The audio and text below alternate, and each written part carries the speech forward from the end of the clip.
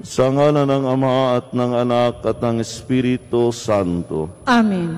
Sumainyo ang Panginoon. At sumaiyo rin. Mga kapatid, tayo magpuri at magpasalamat sa Diyos ngayong pinagdiriwang ng simbahan ng kapistahan ng pagkatampok sa krus na banal. At iita sa Diyos ang ating mga intensyon at panalangin at upang maging karapat-dapat tayo sa ating pagdiriwang, ating pagsisihan ang mga nagawang kasalanan.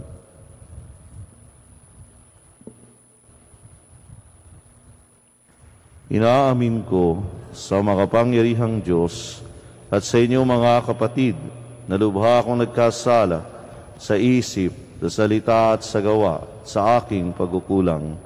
Kaya sinasamo ko sa mahal na Birheng Maria, sa lahat ng mga anghel at mga banal, at sa inyo mga kapatid na ako'y panalangin sa Panginoong ating Diyos. Kaawaan tayo ng makapangyarihang Diyos, patawarin tayo sa ating mga kasalanan, at patnubayan tayo sa buhay na walang hanggan. Amen.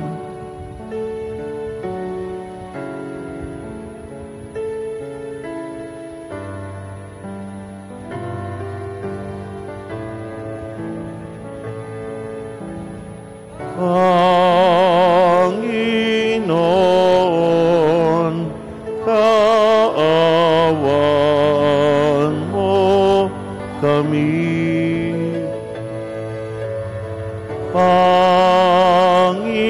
Panginoon, kaawaan mo kami. Kristo, kaawaan mo kami. Kristo, kaawaan mo kami.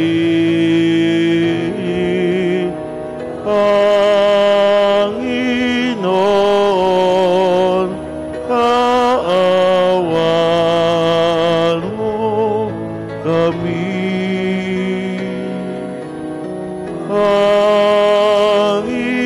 Panginoon, kaawaan mo kami.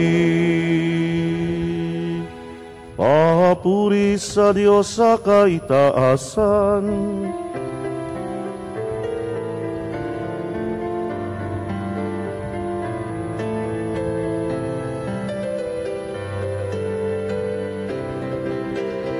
Papuri sa Diyos sa kaitaasan, kaloob sa lupa ay kapayapaan.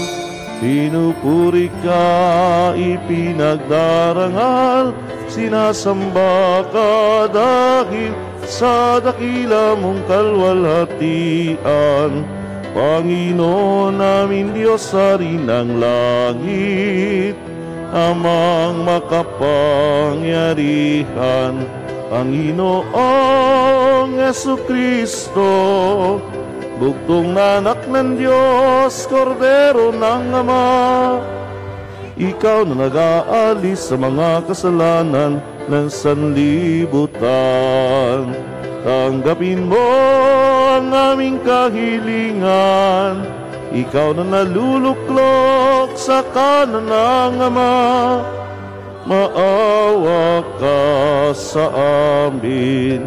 Ikaw lamang ang banal, Panginoong Jesucristo, kasama ng Espiritu, sa luwalhati ng Ama.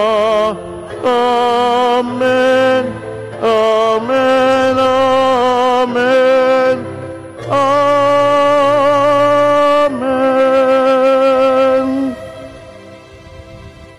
Manalangin tayo. Ama naming makapangyarihan, nilumong akuin ng iyong anak ang krus at kamatayan, upang ang sangkatauhay matubos at mabuhay. Ang pag-ako namin sa krus at kamatayan dito sa lupa ayon sa diwa ng pagsunod sa iyong loob na ginanap ng iyong anak, ay magpangindapat nawa ang aming kamtin, ang lubos na katubusan at pagkabuhay sa iyong piling. Sa pamamagitan ni Hesu Kristo, kasama ng Espiritu Santo, magpasawalang hanggan.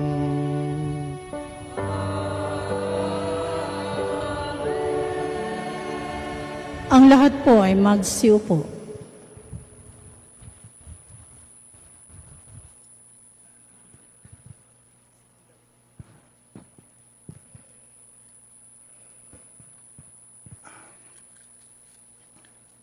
Pagbasa mula sa aklat ng mga bilang.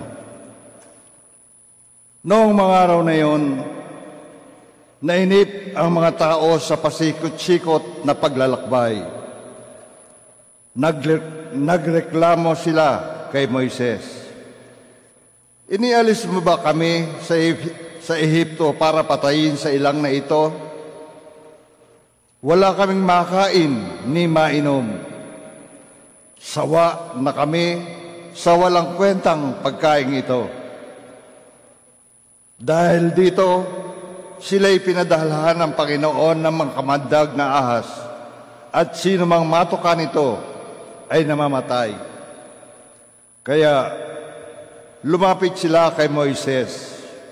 Sinabi nila, nagkasala kami sa Panginoon at sa iyo. Idalangin mo sa kanyang paalisin ang mga ahas na ito. Dumalangin nga si Moises at ganito ang sagot sa kanya ng Panginoon. Gumawa ka ng isang ahas na tanso. Ilagay mo yon sa dulo ng isang tikin, at sino mang natuklaw ng ahas na tumingin doon ay hindi mamamatay. Gayon nga ang ginawa ni Moises. Mula noon, lahat ng matuklaw ng ahas, ngunit tumingin sa ahas na tanso ay hindi namamatay. Ang salita ng Diyos.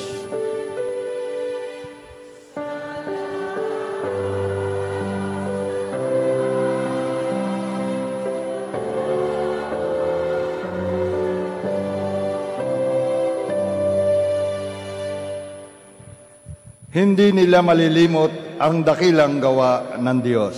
Hindi nila malilimot ang dakilang gawa ng Diyos. Kayo ngayon ay makinig sa turo ko, mga anak. Inyong dinggit ulinigin, salita kong binibigkas.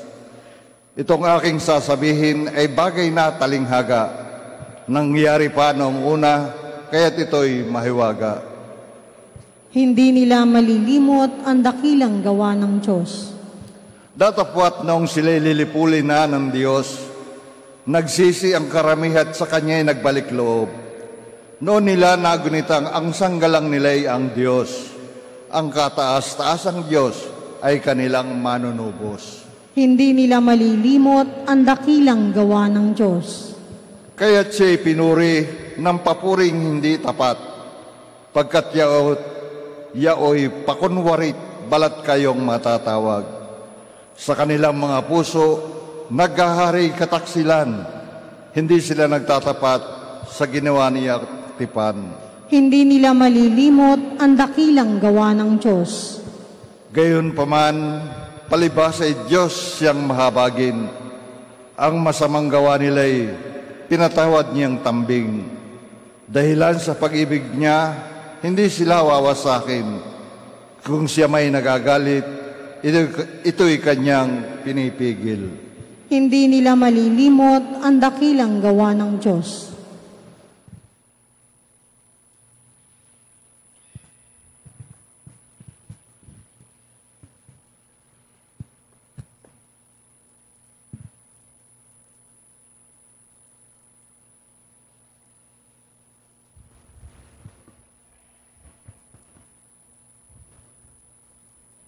Pagbasa mula sa sulat ni Apostol San Pablo sa mga taga-Filipos. Si Kristo Jesus, Bagamat siya ay Diyos, ay hindi nagpilit na manatiling kapantay ng Diyos. Bagkus, hinubad niya ang lahat ng katangian ng pagka-Diyos, nagkatawang tao at namuhay ni isang alipin. Nang maging tao, siya ay nagpakababa at naging masunurin hanggang kamatayan. Oo, hanggang kamatayan sa krus. Kaya naman siya ay tinampok ng Diyos at binigyan ng pangalang higit sa lahat ng pangalan. Ano pat, ang lahat ng nilalang na nasa langit, nasa lupa, nasa ilalim ng lupa, ay naninikluhod at sasamba sa Kanya. At ipahayag ng lahat na si Jesucristo ang Panginoon sa ikararangal ng Diyos Ama. Ang salita ng Diyos.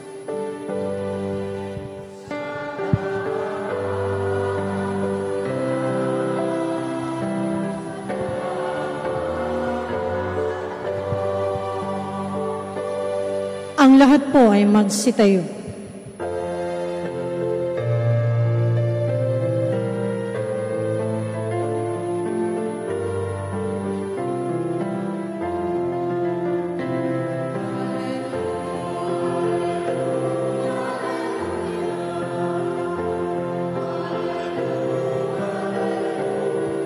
Hallelujah! Purihin ang Diyos. Hallelujah!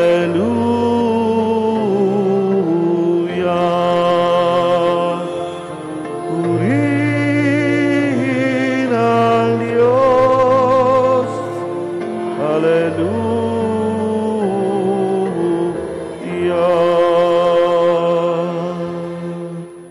Sumainyo ang Panginoon. At sumaiyo rin. Ang mabuting balita ng Panginoon ayon kay San Juan. Papuri sa iyo, Panginoon. Noong panahong iyon, sinabi ni Jesus kay Nicodemo, walang umakyat sa langit, kundi ang bumaba mula sa langit, ang anak ng tao.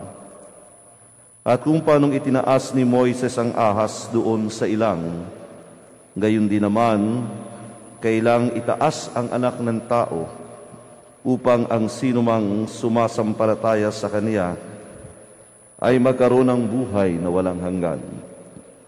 Gayon na lamang ang pag-ibig ng Diyos sa sanlibutan. Kaya ibinigay Niya ang Kanyang bugtong na anak upang ang sumampalataya sa Kanya ay hindi mapahamak, kundi magkaroon ng buhay na walang hanggan.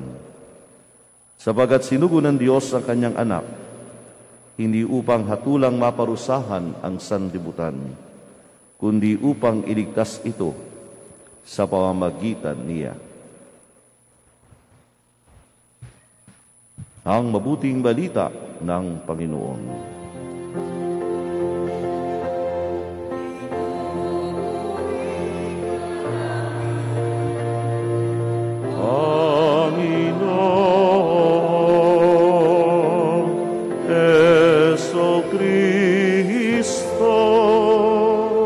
Ang lahat po ay magsiupo.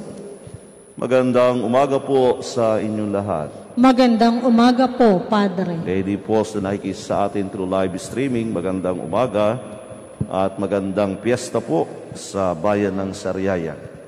Bagamat ang Sariaya po ang patron ay si San Francisco ng Assisi, pero pinamimintuhuan at pinagdidibusyonan pa rin ang Santo Cristo de Burgos, ang pagkatanghal sa banal na krus.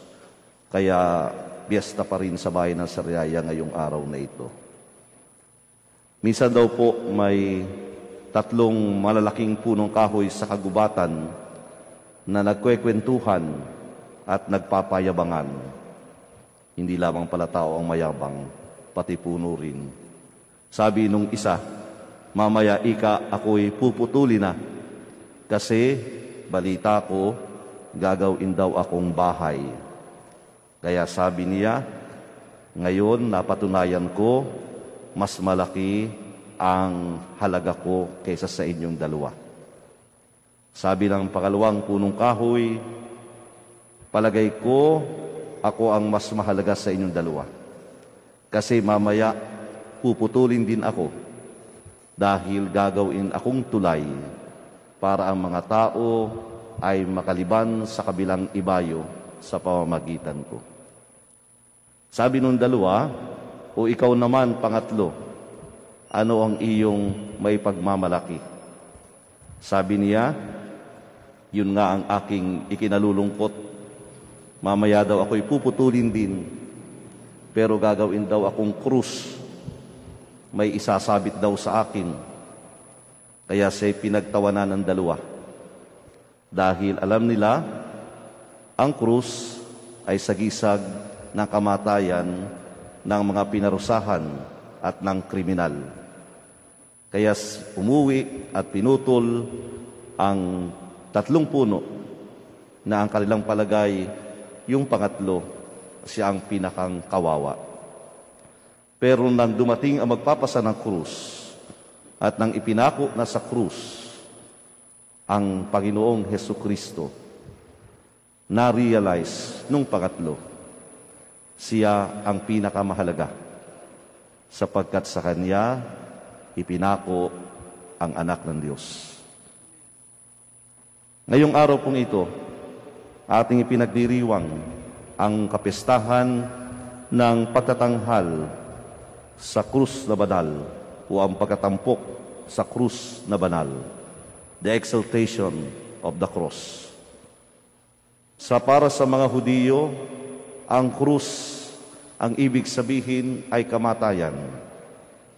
Ang krus, ang ibig sabihin kaparusahan. Ang krus, ang ibig sabihin kahihiyan.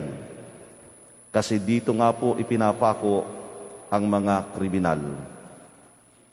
Kaya sabi ng ilang mga dalubhasa, kung ikaw ay papasok sa isang lungsod, madadaanan mo ang hanay ng mga krus na kung saan doon nakapako ang mga naparusahan, ang mga kriminal. Pero sa kamatayan ni Jesus, sa kanyang pagkapasan ng krus na ito, nabigyan ng bagong kahulugan ang ibig sabihin ng krus. Hindi na ito basta kamatayan, hindi na ito isang kahihiyan, hindi na ito isang kaparusahan, kung hindi ito ngayon sagisag ng pag-ibig ng Diyos. Sabi po sa ating Ebanghelyo, gayon na lamang ang pag-ibig ng Diyos. Kaya ibinigay niya ang kanyang bugtong na anak. Ang krus ngayon ang naging sagisag ng buhay ng tao. Hindi na ito kamatayan. Kasi sa krus na banal, binigyan tayo ng bagong buhay ng Diyos. Hindi na ito kahihiyan, kung hindi ito'y karangalan, sapagkat dito ipinako at namatay ang anak ng Diyos. Hindi na ito kaparusahan, kung hindi ito'y nagpapaalaala sa atin, naghihintay na gantimpala sa kalangitan, dahil binuksan ni Jesus ang pintuan ng langit sa kanyang kamatayan at muling pagkabuhay.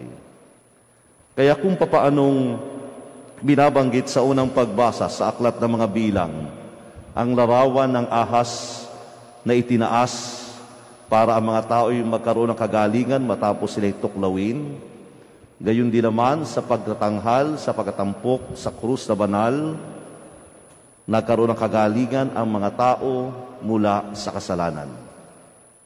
Pero ano nga ba ang krus kung wala si Kristo? Ano ang simbolo ng krus kung hindi ipinako dito ang anak ng Diyos? Mananatili itong nasa kawalan, mananatili itong simbolo ng kahihiyan.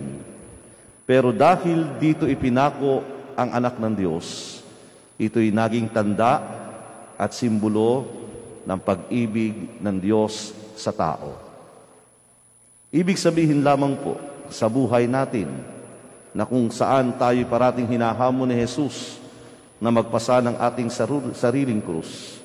Dito ipinapalaala sa atin kung papaano natin tatanggapin ang krus sa ating buhay, kung papaano natin ito yayakapin sa araw-araw nating buhay, ang anumang sakripisyo na ating ginagawa.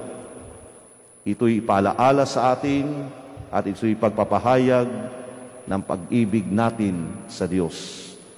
Kung papaanong ang krus ay pagpapakita ng pag-ibig ng Diyos sa tao. Kaya wag po nating tatakbuhan, wag nating ituturing na kaparusahan ang anumang krus na dinadala natin sa buhay. Parati nating isasama si Jesus sa krus ng ating buhay. Dahil doon nababago ang ating pagtanaw, pagtanggap at pagyakap sa ating krus.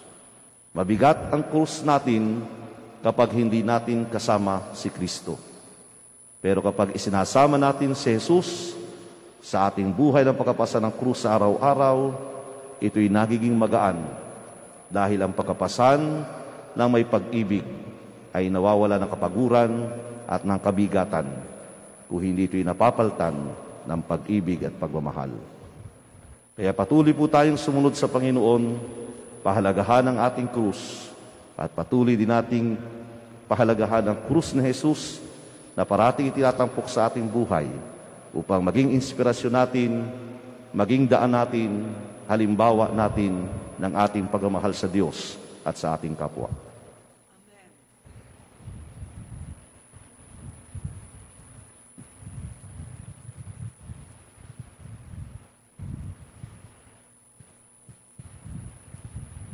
Magsitayo na po ang lahat. Mga kapatid, manalangin tayo sa Diyos Ama na nagmahal ng labis sa mundo, kaya't ibinigay ang kanyang bugtong na anak upang mamatay sa krus para sa atin. Ang ating tugon sa bawat panalangin, Panginoon, dinggin mo ang aming panalangin. Panginoon, dinggin mo ang aming panalangin. Ang simbahan sa lupa naway magpatuloy sa paglaban patungo sa tagumpay sa ilalim ng bandila ng krus. Manalangin tayo sa Panginoon. Panginoon, dinggin mo ang aming panalangin. Ang mga mamamayan ng ibang bansa at kultura naway makatagpo ng kalayaan at kapayapaan sa pamamagitan ni Jesucristong itinaas ng Diyos. Manalangin tayo sa Panginoon. Panginoon, dinggin mo ang aming panalangin. Ang mga nangangailangan ng habag at pagpapatawad ng Diyos, naway makatagpo ng pag-asa sa krus ni Kristo bilang daan sa kapayapaan at pagkakasundo. Manalangin tayo sa Panginoon. Panginoon, dinggin mo ang aming panalangin. Ang mga may sakit, naway makita sa krus ni Kristo ang pag-asa sa lubos na paggaling at panunumbalik ng kalusugan. Manalangin tayo sa Panginoon. Panginoon, dinggin mo ang aming panalangin. Ang mga nahihimlay kay Kristo, naway mapatawad sa kanilang mga kasalanan sa pamagitan ng dugo ng sakripisyo ni Kristo. Manalangin tayo sa Panginoon. Panginoon, dinggin mo ang aming panalangin. Ama naming mapagmahal, nasa krus ang aming pag-asa sa buhay na ito at sa kabila. Ipagalo mo ang aming mga kahilingan habang nagpupuri kami sa iyo dahil sa iyong mga awa sa pamamagitan ni Kristo na aming Panginoon. Amen. Ang lahat po ay magsiupo.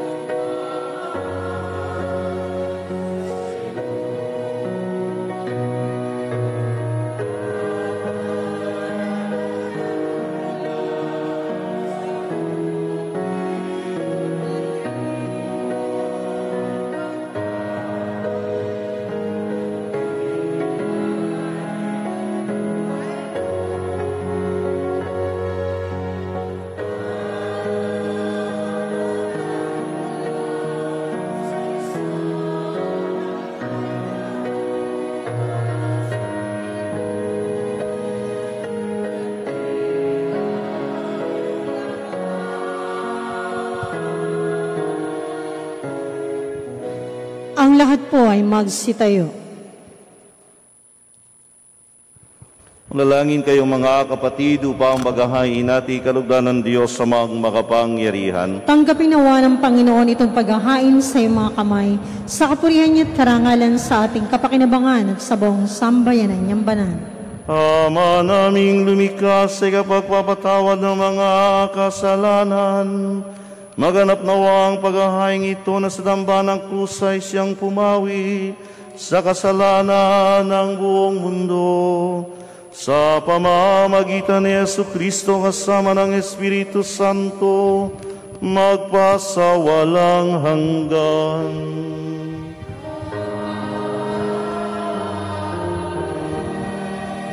Sumainyo ang Panginoon.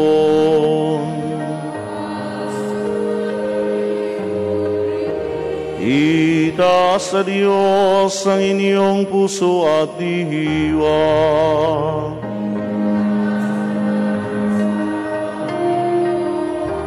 Pasalamatan natin ang Panginoong ating Diyos.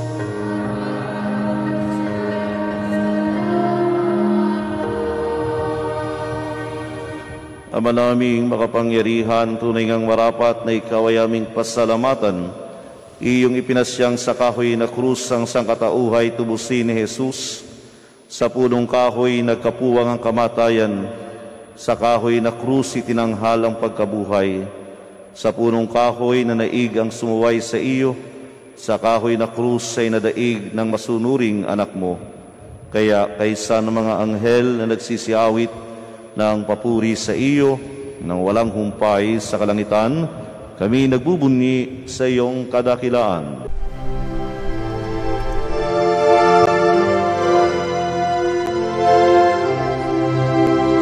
Santo, Santo, Santo, Panginoong Diyos makapangyarihan, napupuno ang langit at lupa ng kalwalhatian mo. Hosana sa kaitaasan, pinagpalang na paririto sa ngalan ng Panginoon. Hosana sa kaitaasan.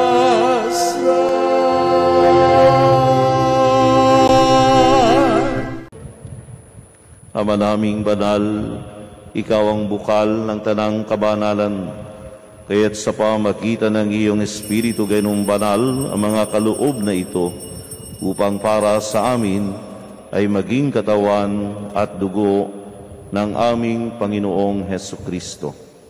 Bago niya pinagtiisang kusang loob na maging handog, hinawakan niyang tinapay, pinasalamatan ng kaniya. Pinaghati-hati niya iyon, iniabot sa kaniyang mga alagad at sinabi, "Tanggapin ninyong lahat ito at kanin. Ito ang aking katawan na ihahandog para sa inyo."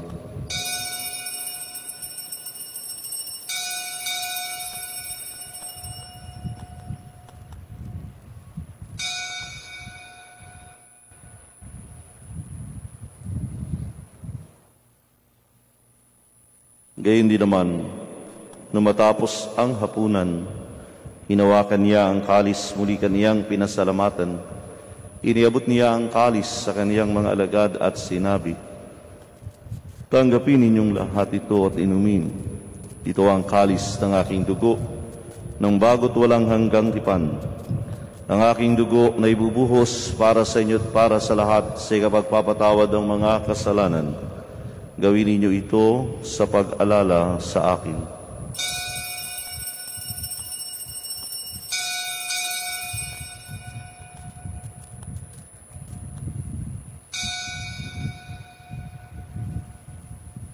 Ipagbunyi natin ang misteryo ng pananampalataya.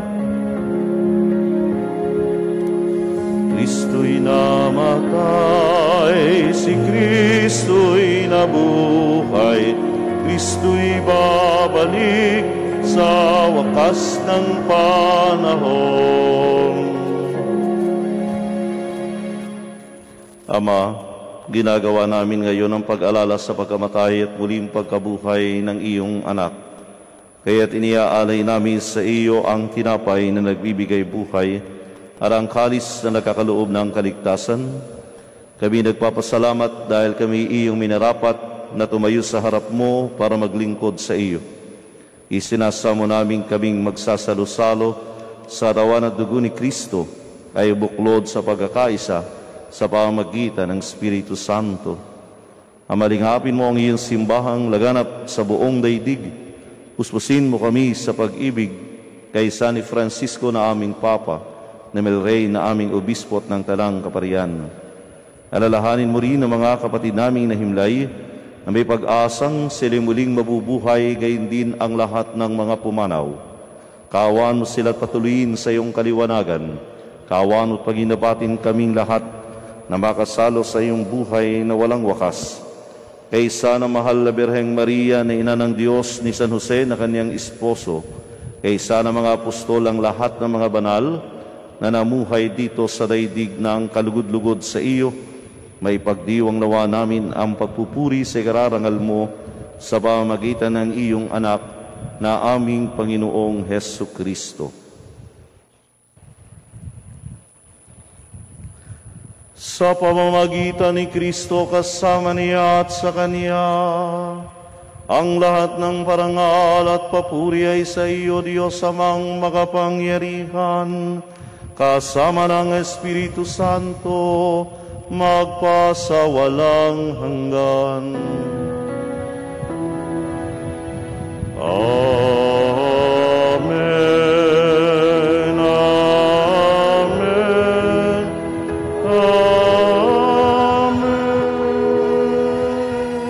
Ang lahat po ay magsitayo.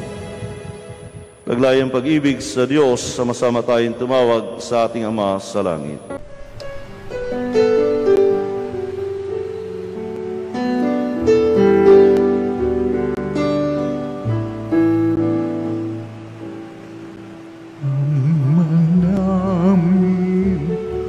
Sumasalangit ka, sambahin ang ngalan mo, mapasamin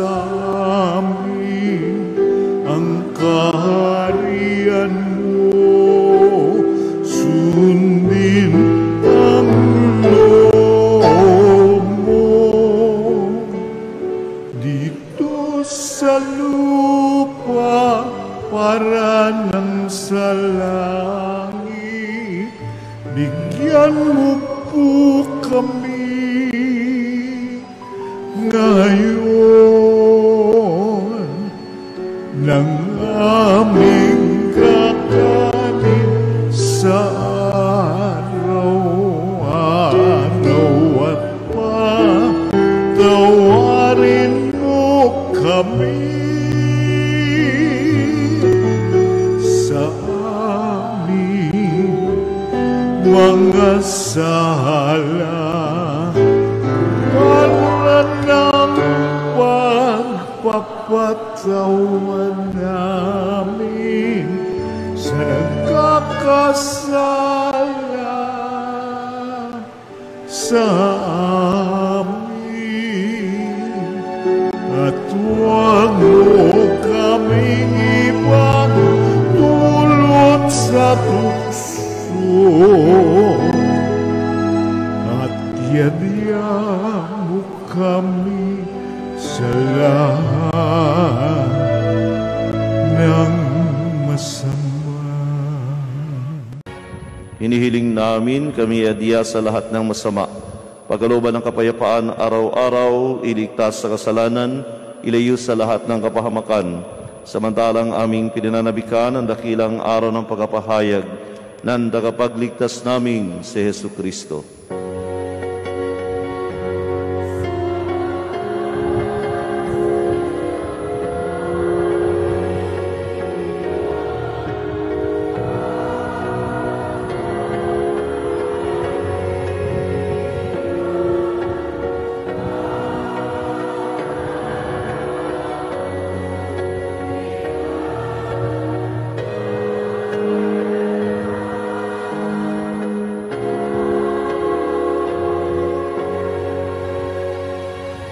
Panginoong Jesucristo, sanayin mo sa iyo mga apostol, kapayapaan ang iniiwan ko sa inyo, ang aking kapayapaan ang ibinibigay ko sa inyo.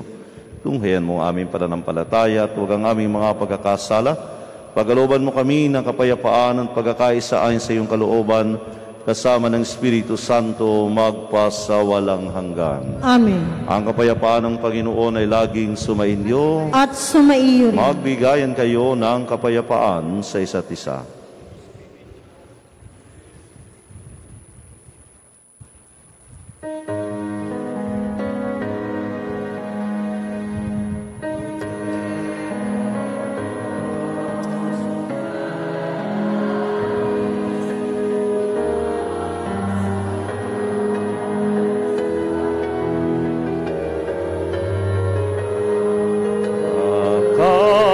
Sa amin, maawa ka sa amin. Kordero ng Diyos na nag-aalis ng mga kasalanan ng sanlibutan, maawa ka sa amin.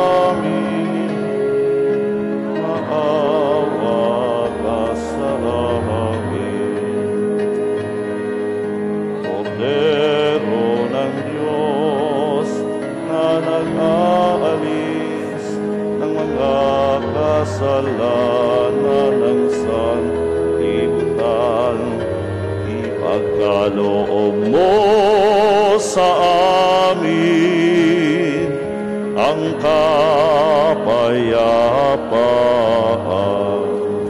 Ang lahat po ay magsiluhod.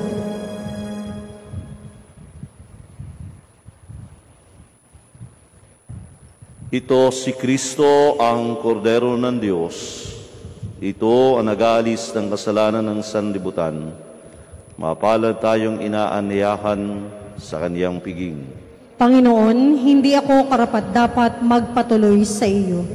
Ngunit sa isang salita mo lamang ay gagaling na ako.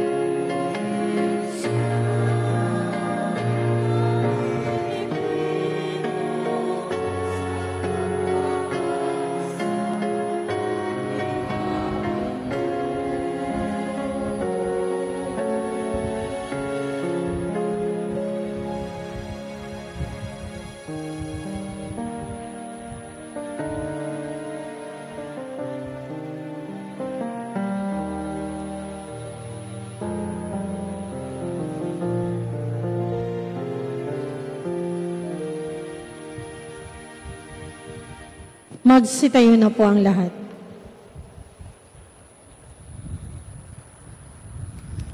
Manalangin tayo.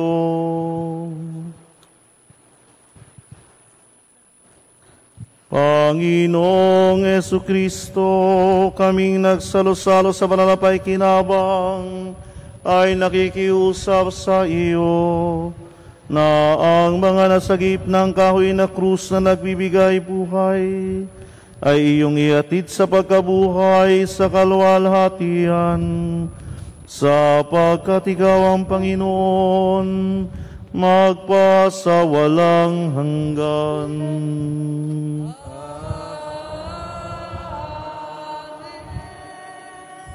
Ang lahat po ay magsiupo. Para po sa natatanging panalangin at pagbabasbas, inaanyayahan po sa unahan na nagdiriwang ng kanilang karawan, anibersaryo ng kasal sa simbahan, maglalakbay, kukuha ng kahit anumang pagsusulit, gayon din po isusunod ang pagbabasbas ng mga religious articles, mangyaring pumunta na rin po sa unahan. Maraming salamat po.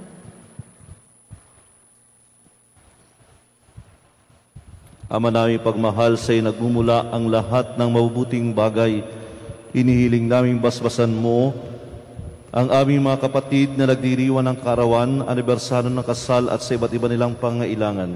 Pagkalooban sila mas mahaba ang makahulugang buhay, mabuting kalusugan, mapayapang kalooban, maliwanag na kaisipan, mga tapat na kaibigan, maayos sa hanap buhay at kaligtasan sa anumang kapahamakan. Basbasan mo rin ang kanilang mga gaway at adikain, upang ito'y matupad ayon sa iyong kalooban. Pagpalain mo rin ang kanilang angkan at mga mahal sa buhay.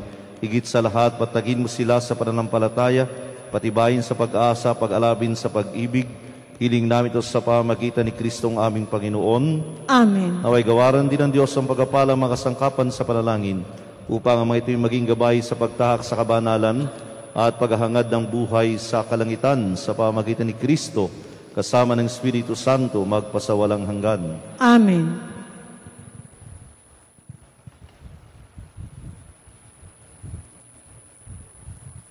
Palakpakan po natin ang mga nagdiriwang ng kanilang karawan at anibersaryo ng kanilang kasal.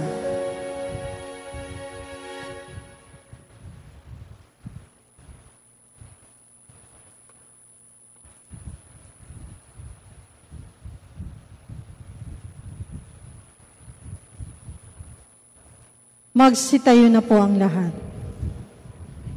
Sumainyo ang Panginoon At sumaiyo rin. at pagpalain kayo ng makapangyarihang Diyos, Ama at Anak at Espiritu Santo. Amen. Tapos ang ating pagdiriwang, humayo kayo, ipahayag ang pag-ibig ni Kristo. Salamat sa Diyos.